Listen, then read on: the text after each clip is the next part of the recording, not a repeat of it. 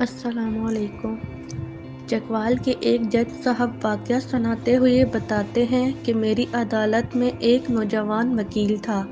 اس نے P H D physics کر رکھی تھی اور وکالت کے پیشے سے منسلک تھا۔ انتہائی قابل تھا، بات انتہائی مطلب کرتا تھا۔ اس کی خوبی یہ تھی کہ وہ ہمیشہ مظلوم کے ساتھ کھڑا ہوتا تھا۔ میری وہاں پوسٹنگ کے دوران میں نے اسے کبھی کوئی کیس ہارتے ہوئے نہیں دیکھا۔ میں اس کی سچائی کا اتنا گرویدہ تھا کہ بعض دفعہ اس کی بات پر بغیر کسی دلیل کے میں فیصلہ سنا دیتا تھا اور میرا فیصلہ ٹھیک ہوتا تھا۔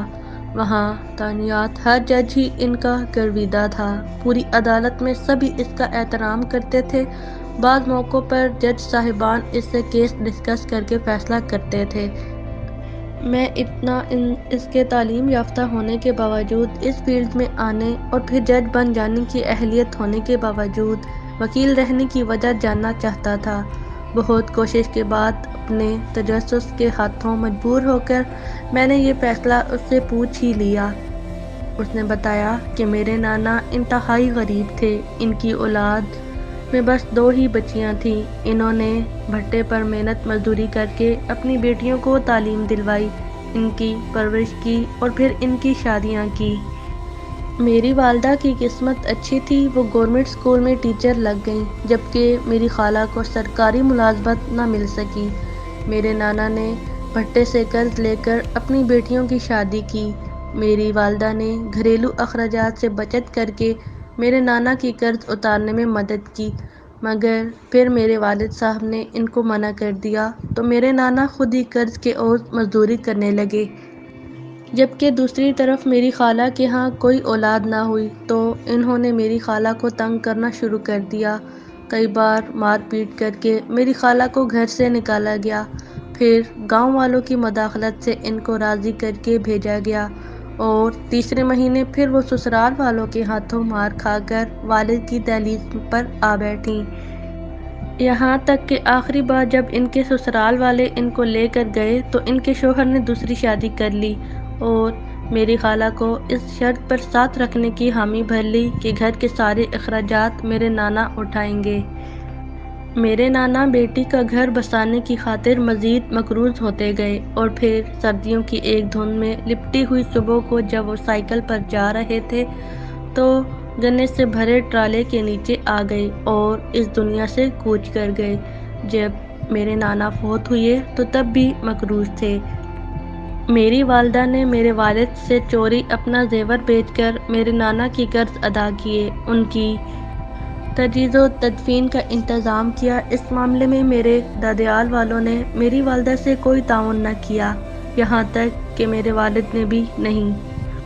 نانا کی وفات کے بعد میری خالہ کے سسرال والوں نے میری خالہ کو مجبور کرنا شروع کر دیا کہ وہ میری والدہ سے گھر کے اخراجات کا مطالبہ کرے۔ میری خالہ نے انکار کر دیا تو ان کو طلاق ہو گئی، مگر نہ تو ان کو ان کا سامان واپس کیا گیا اور نہ ہی زیور، بلکہ ان کا حق مہر بھی نہ دیا گیا۔ میری والدہ اور خالہ کے پاس آخری سہارا قانون کا تھا اور قانون طاقتور کی باندھی ہے۔ میری والدہ اور خالہ نے ہائی کورٹ تک کیس لڑا مگر اپنا حق نہ لے سکیں اور پھر خالہ ہائی کورٹ میں کیس سنوائی کی پیشی کے بعد واپس آئیں اور خود سوزی کر لی۔ ان کی تجہیز و تکفین بھی میری والدہ کے ذمہ تھی۔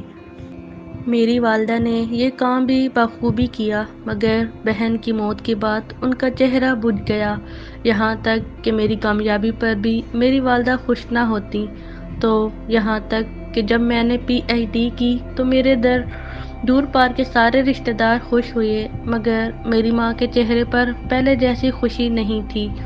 میں نے اس رات مصلے پر بیٹھی دعا مانگتی اپنی ماں کو اپنے سینے سے لگا لیا اور پوچھا کہ آپ کی اداسی کی وجہ کیا ہے؟ میری والدہ نے مصلے کو تہہ کیا اور کہا کہ میں چاہتی ہوں تم وکیل بنو۔ زندگی میں پہلی بار میری والدہ نے کسی خواہش کا اظہار کیا تھا۔ میں نے وجہ پوچھی تو میری والدہ نے الٹا سوال داغ دیا تھا کہ آپ کو پتہ ہے کہ آپ کی خالہ نے خودکشی کیوں کی تھی؟ میں نے کہا نہیں، تو میری والدہ نے جواب دیا کہ تمہاری خالہ کے پاس وکیل کی فیس کے پیسے نہیں تھے، تو وکیل نے جسم کا تقاضا کیا تھا۔ میری خالہ نے اس دن گھر آ کر خودکشی کر لی تھی۔ اس دن میرے دل میں خواہش آئی تھی کہ میں اپنے بیٹے کو وکیل بناؤں گی، ایسا وکیل جو پیسوں کی عوض جسم کا مطالبہ نہیں کرے گا، ایسا وکیل جو مظلوم کو انصاف چھین کر لے دے گا۔ مگر میں کبھی تمہارے والد اور تمہارے ڈر سے اس خواہش کا اظہار نہیں کر سکی۔ میری والدہ بات مکمل کر کے رونے لگی تو میں نے ان کے قدم چومے اور وعدہ کیا کہ میں ایسا ہی وکیل بنوں گا، اور پھر وکالت میں داخلہ لے لیا۔